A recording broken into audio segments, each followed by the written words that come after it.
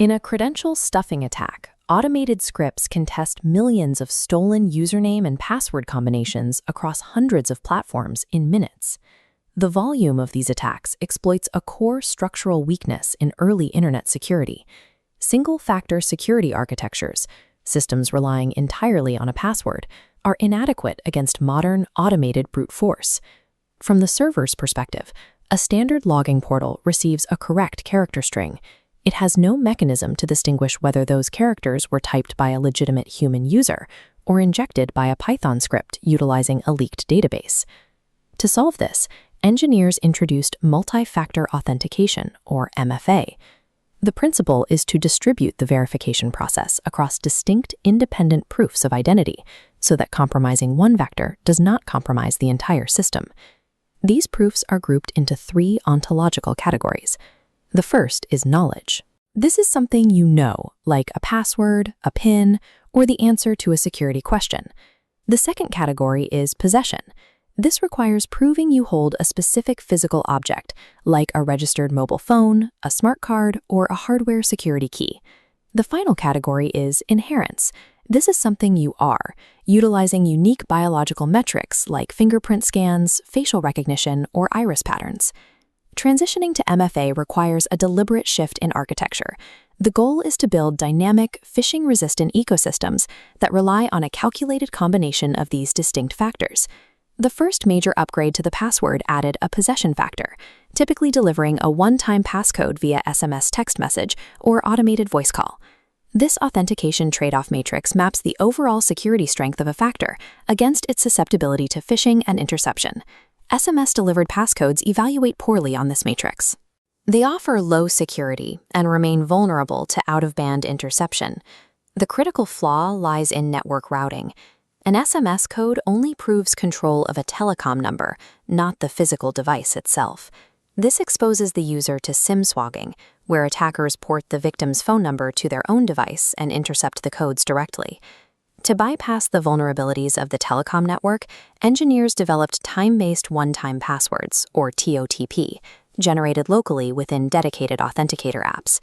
TOTP plots higher on the security axis because the codes are generated cryptographically on the device itself, independent of cellular networks. However, it carries a persistent vulnerability. The user must still manually read a 6-digit code from their phone and type it into a browser. Advanced phishing proxies can intercept that code the moment the user types it, capturing the active session token. As long as an architecture requires a human to manually transmit a verification code, it remains vulnerable to interception, regardless of the delivery mechanism. To eliminate manual code entry and reduce friction for the user, identity providers shifted toward push notifications. While tapping an Approve button creates a seamless user experience, it introduces a new attack vector. Threat actors simply shifted their focus from intercepting network traffic to exploiting human psychology. The direct counter tactic to frictionless authentication is an MFA fatigue attack, commonly known as prompt bombing.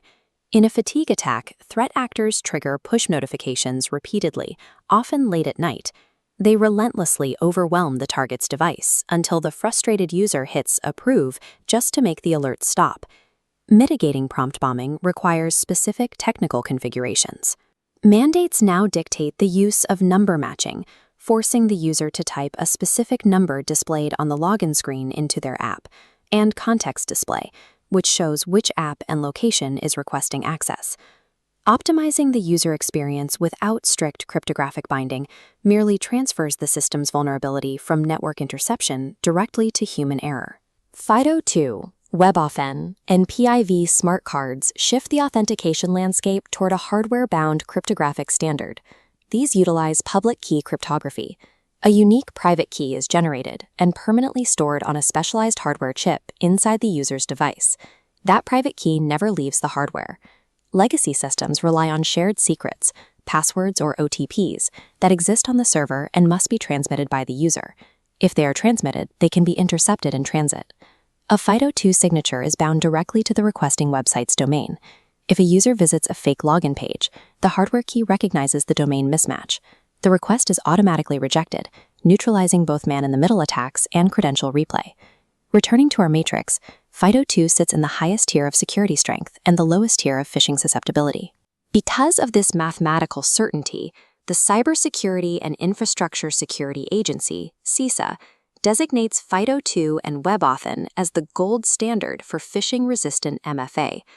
True enterprise security requires hardware-bound cryptographic proof. It systematically removes human decision-making from the credential verification process.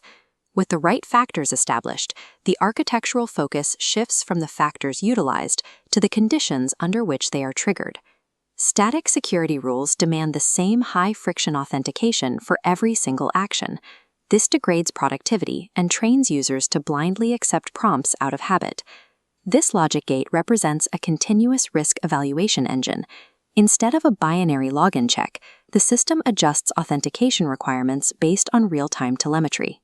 The engine analyzes specific contextual data streams during every session request: the IP address reputation, the exact geolocation, and the current security posture of the device.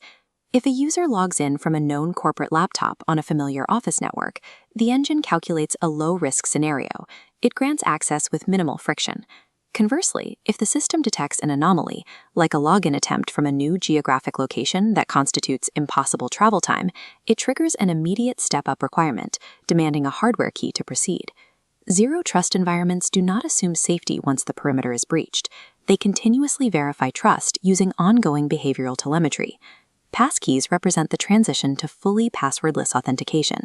Achieving this requires permanently deleting the central database of knowledge factors from the server. There are no passwords left to leak. The workflow is replaced by physical possession, the user's device, unlocked by a local biometric scan, which authorizes the passkey to complete the handshake. This model mathematically eliminates the risk of credential phishing while providing a frictionless experience for the end user. For enterprise IT departments, it also delivers a measurable financial benefit by reducing the help desk overhead dedicated to resetting compromised passwords. The broader technology sector is strategically aligning behind this standard. Microsoft heavily integrates passkeys into its enterprise identity solutions. Google, alongside other major platform providers, is actively deprecating passwords in favor of these localized cryptographic credentials. This transition is accelerated by external regulatory pressures, including strict compliance mandates from NIST 800-63, PCI DSS, and the requirements of modern cyber insurance underwriters. Transitioning to a passwordless architecture mandates rigorous implementation, requiring secure initial enrollment workflows and defined account recovery methods to prevent lockouts. Enterprise security has evolved from the perimeter-based defense of weak credentials toward the engineering of frictionless, mathematically unphishable architectures.